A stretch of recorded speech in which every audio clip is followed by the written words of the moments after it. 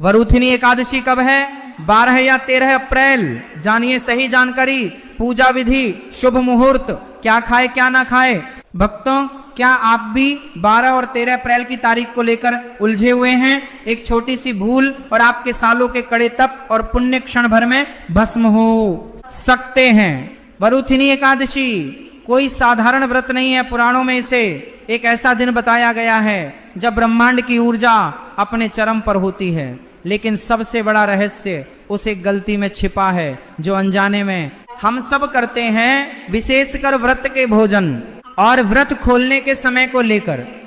आपको लगता होगा कि आपने व्रत का सही पालन किया है, लेकिन अगर आपने अनजाने में भी उस निषिद्ध वस्तु का सेवन कर लिया तो व्रत का फल तो दूर, भयंकर दोष का सामना करना पड़ सकता है।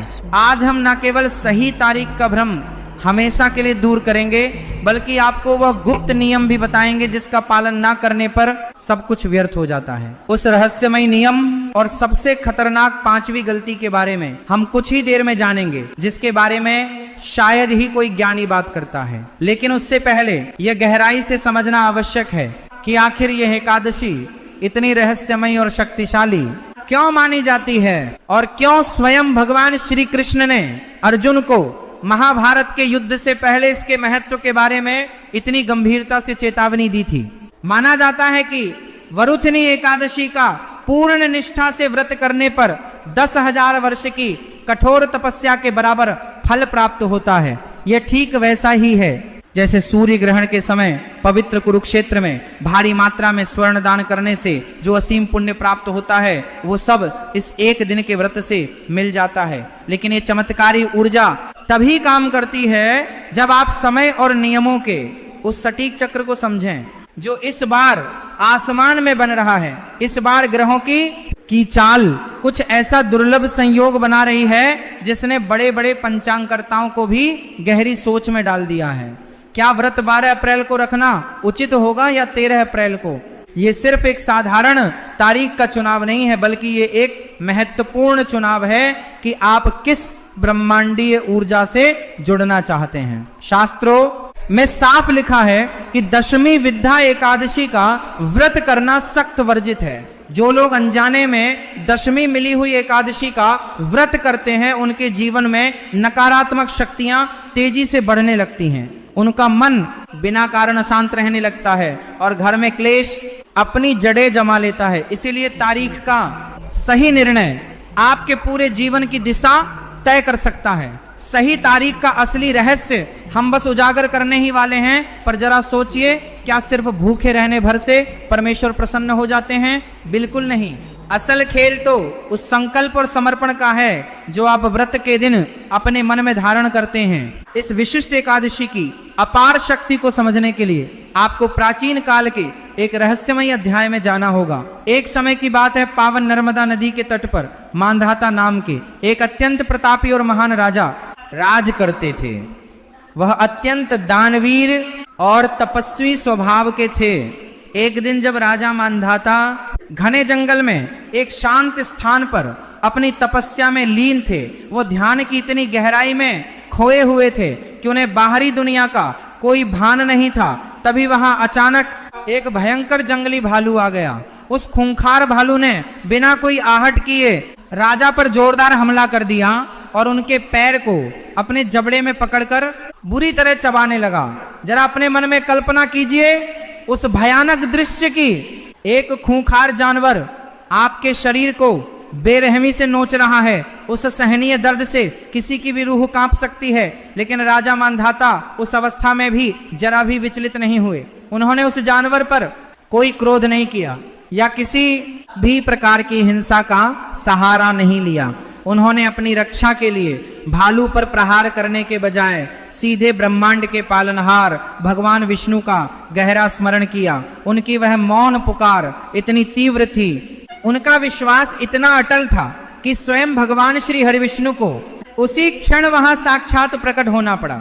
भगवान ने बिना समय गंवाए अपने सुदर्शन चक्र से उस जंगली भालू का वध कर दिया, लेकिन तब तक वह जानवर राजा का एक पैर लगभग पूरी तरह चबा चुका था। राजा मांधाता अपनी सपाहिज अवस्था को देखकर मन ही मन बहुत दुखी हुए। उन्हें लगा कि उनका पवित्र शरीर अब हमेशा के लिए खंडित हो गया है। तब भगवान विष्णु ने अत्यंत कोमल स्वर में उनसे कहा कि हे राजन, तुम तनिक भी शोक मत करो, ये तुम्हारे ही किसी पिछले जन्म के किसी भारी पाप का फल था जो आज इस रूप में कट गया है। इसके बाद भगवान ने उन्हें एक ऐसा गुप्त उपाय बताया जिसने राजा मांधाता का पूरा जीवन ही बदल कर रख दिया। भगवान विष्णु ने मांधाता को निर्देश दिया कि वह तुरंत पवित्र नगरी मथुरा जाएं और वहां जाकर पूरे विधि विधान से वरुथिनी एकादशी का कठोर व्रत करें। भगवान ने उन्हें वचन दिया कि इस व्रत के अचूक प्रभाव से उनका शरीर न केवल पहले जैसा स्वस्थ हो जाएगा, बल्कि भविष्य में उन्हें परम मोक्ष की प्राप्ति भी होगी।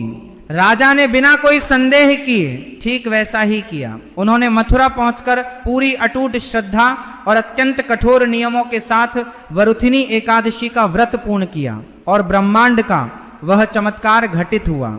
व्रत के रहस्यमय प्रभाव से उनका कटा हुआ पैर चमत्कारिक रूप से फिर से जुड़ गया और उनका शरीर पहले से भी अधिक कांतिमय और शक्तिशाली हो गया। ये कथा केवल एक साधारण कहानी नहीं है, ये इस बात का एक जीता जागता प्रमाण है कि वरुथिनी एकादशी के भीतर आपके जीवन के सबसे गहरे और असाध्य घावों को भरने की अलौकिक शक्ति मौजूद है। चाहे वह घाव शारीरिक हो, मानसिक हो या फिर आर्थिक तंगी का हो। यदि आपके जीवन में भी वर्तमान में कोई ऐसी भारी पीड़ा है जो खत्म होने का नाम ही नहीं ले रही है, कोई ऐसा पुराना कर्ज है जो लगातार बढ़ता ही जा रहा है, या कोई ऐसी रहस्यमय बीमारी है जिसने आपके शरीर को जकड़ रखा है, तो विश्वास मानिए ये एकादशी आपके लिए एक जीवनदायिनी संजीवनी बूटी साबित हो सकती है। लेकिन यह संजीवनी तभी अपना पूरा असर दिखाएगी जब आप इसे बिल्कुल सही तरीके से ग्रहण करेंगे। और ठीक यहीं पर वह खतरनाक पांचवी गलती बीच में आती है जिसका मैंने एकदम शुरुआत में जिक्र किया था। वह भयंकर गलती जो अधिकतर लोग भोजन और पूजा के दौरान अनजाने में कर बैठते हैं और अपना सारा पुण्य शून्य कर लेते हैं। तो आइए सबसे पहले उस बड़े रहस्य से पर्दा उठाते हैं जिसने इस साल सबको बुरी तरह उलझा कर रखा है। एकादशी का व्रत आखिर 12 अप्रैल को किया जाए या 13 अप्रैल को? हमारे प्राचीन शास्त्रों का अटल और स्पष्ट नियम है कि एकादशी का पवित्र व्रत सदैव उदया तिथि में ही करना चाहिए। यदि एकादशी की तिथि सूर्योदय के समय व्याप्त है तभी वह व्रत के लिए सबसे श्रेष्ठ मानी जाती है। इसके साथ ही एक और बेहद कठोर नियम जुड़ा है। एकादशी में दशमी का रत्ती भर भी मिश्रण नहीं होना चाहिए। दशमी विद्या एकादशी दैत्यों और नकारात्मक शक्तियों को भारी बल देती है।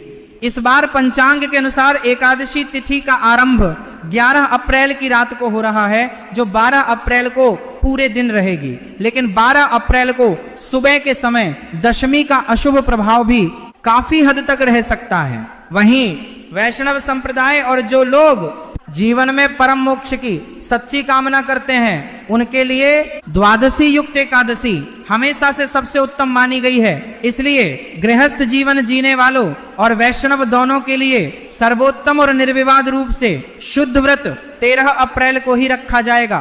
12 अप्रैल को स्मार्त लोग अपना व्रत रख सकते हैं, लेकिन यदि आप भगवान विष्णु की पूर्ण और निर्विघ्न कृपा चाहते हैं और किसी भी प्रकार के अनजाने दोष से खुद को बचाना चाहते हैं तो 13 अप्रैल का दिन ही आपके लिए सबसे शुभ और सबसे ज्यादा फलदायी रहेगा। 13 अप्रैल को व्रत रखने से आपको अगले दिन द्वादशी का पारण मुहूर्त भी बिल्कुल सटीक और लंबा मिलेगा, जो कि व्रत की सफलता के लिए अत्यंत महत्वपूर्ण माना जाता है। याद रखें, पारण का सही समय चूक जाने पर भी व्रत का पूरा फल तुरंत नष्ट हो जाता है।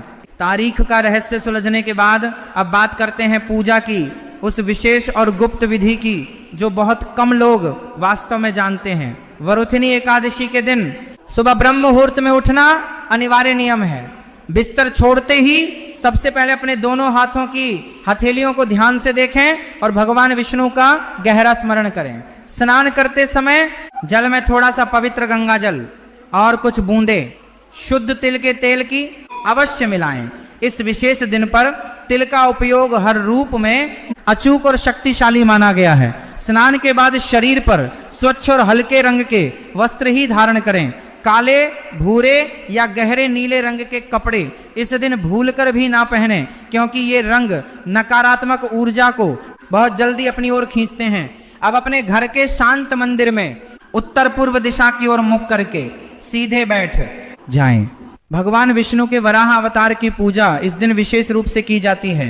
एक साफ लकड़ी का पीढ़ा लें, उस पर लाल या पीला कपड़ा अच्छी तरह बिछाएं और भगवान विष्णु की सुंदर प्रतिमा स्थापित करें। सबसे पहले उन्हें शुद्ध पंचामृत से स्नान कराएं।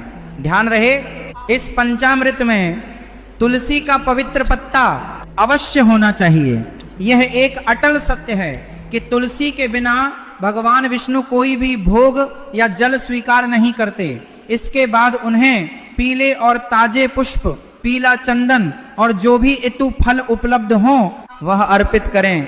गाय के शुद्ध घी का एक ऐसा दीपक जलाएं जो कम से कम आपकी पूरी पूजा के दौरान बिना बुझे जलता रहे। पूजा करते समय अपनी आंखें बंद करके ओम नमो भगवते वासुदेवाय महामंत्र का निरंतर और गहराई से मानसिक जाप करते रहें। पूजा का यह सटीक तरीका आपके घर के पूरे वातावरण को कुछ ही देर में पूरी तरह से शुद्ध और सकारात्मक कर देगा। अब सीधे आते हैं उस सबसे महत्वपूर्ण हिस्से पर जिसका आपको बहुत बेसब्री से इंतजार था। वह क्या है जो व्रत के दौरान खाना चाहिए और वह क्या है जो भूलकर भी बिल्कुल नहीं खाना चाहिए, और वह खतरनाक पांचवी गलती कौन सी है जो सब कुछ बर्बाद कर सकती है। सबसे पहले तो ये स्पष्ट रूप से जान लें कि एकादशी के व्रत का नियम दशमी की रात से ही शुरू हो जाता है। दशमी की रात को मसूर की दाल, चना, कोदो और कांसे के बर्तन में भोजन करना सर्वथा वर्जित बताया गया है। एकादशी के दिन आपको पूर्ण रूप से सात्विक और हल्का आहार ही लेना है। यदि आप बिना जल पिए निर्जला व्रत रख सकते हैं तो ये आपके लिए सर्वोत्तम है, लेकिन यदि आपका स्वास्थ्य आपका साथ ना दे तो आप फलाहार कर सकते हैं। आप सेब, केला, पपीता जैसे ताजे फल खा सकते हैं। इसके अलावा सिंघाड़े का आटा, कुट्टू का आटा, साबूदाना और उबला हुआ आलू का सेवन भी किया जा सकता है, लेकिन स्वाद के लिए केवल सेंधा नमक का ही उपयोग करें। अब ध्यान से सुनिए उन चीजों के बारे में जो भूल कर भी आपके पेट में नहीं जानी चाहिए। चावल का एक दाना भी खाना एकादशी के दिन मांस खाने के समान घोर पाप माना गया है। इसके अलावा जौ, बैंगन, सेम की फली और किसी भी प्रकार का अन्न या अनाज बिल्कुल सख्त वर्जित है। एकादशी के दिन पान खाना, दातुन से दांत साफ करना और किसी भी व्यक्ति की पीठ पीछे निंदा करना भी आपके व्रत को उसी क्षण बीच में ही तोड़ देता है। अब मैं आपके सामने उस पांचवी और सबसे भयंकर गलती का रहस्य खोलने जा रहा हूं, जो लोग अक्सर अनजाने में करते हैं और फिर जीवन भर रोते हैं। वो गलती है व्रत के पारण के समय का गलत भोजन और पारण का गलत तरीका। कई लोग पूरे दिन अत्यंत कठोर व्रत रखते हैं, भूख प्यास सब सहते हैं, लेकिन अगले दिन जब पारण का समय आता है तो कुछ भी अशुद्ध खा लेते हैं या समय बीत जाने के बाद बहुत देर से अपना व्रत खोलते हैं। पारण हमेशा शुभ मुहूर्त के अंदर और बिल्कुल सात्विक भोजन से ही होना चाहिए। लेकिन सबसे बड़ी बात, पारण करते समय अपने भोजन में भूलकर भी मूली, बैंगन, प्याज, लहसुन या रात का बासी भोजन बिल्कुल प्रयोग ना करें। पारण हमेशा सबसे पहले भगवान विष्णु को भोग लगाकर और किसी योग्य ब्राह्मण या सच्चे जरूरतमंद को सीधा या भोजन दान देने के बाद ही करना चाहिए। यदि आप अहंकारवश बिना किसी को दान दिए या बिना भगवान को भोग लगाए अपना व्रत खोल लेते हैं तो आपका पूरा व्रत उसी क्षण शून्य हो जाता है, वो बुरी तरह खंडित हो जाता है। यही वह अत्यंत सूक्ष्म नियम है जिसे अनदेखा करने के कारण लोगों को उनके कठिन व्रत का कोई फल नहीं मिलता और वे सोचते रहते हैं कि भगवान उनकी पुकार सुन नहीं रहे हैं। भगवान ब्रह्मांड में सबकी पुकार सुनते हैं, बस आपको उनके द्वारा बनाए गए ब्रह्मांडीय नियमों के साथ अपना सही तालमेल बिठाना होता है। वरुथिनी एकादशी आपके भीतर छुपी हुई हर प्रकार की नकारात्मक ऊर्जा को जड़ से उखाड़ फेंकने का एक अत्यंत सुनहरा और दुर्लभ अवसर है। इस दिन रात के समय जागकर जागरण करने का बहुत बड़ा और गहरा महत्व है। अगर आप शारीरिक कारणों से पूरी रात नहीं जाग सकते तो कम से कम रात के पहले प्रहर तक भगवान के भजन कीर्तन में अपना मन अवश्य लगाएं। इस पूरे दिन अपने मन में किसी के भी प्रति क्रोध बिल्कुल ना आने दें, किसी से भूलकर भी झूठ ना बोलें और अपने आचरण में ब्रह्मचर्य का पूरी कठोरता और ईमानदारी से पालन करें।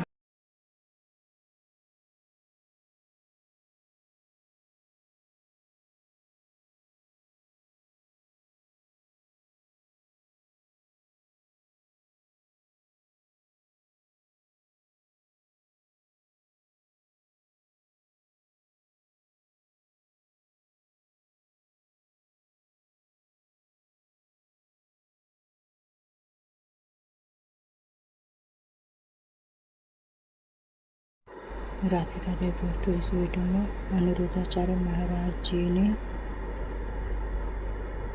बहुत ही अच्छी अच्छी बातें बताई हैं।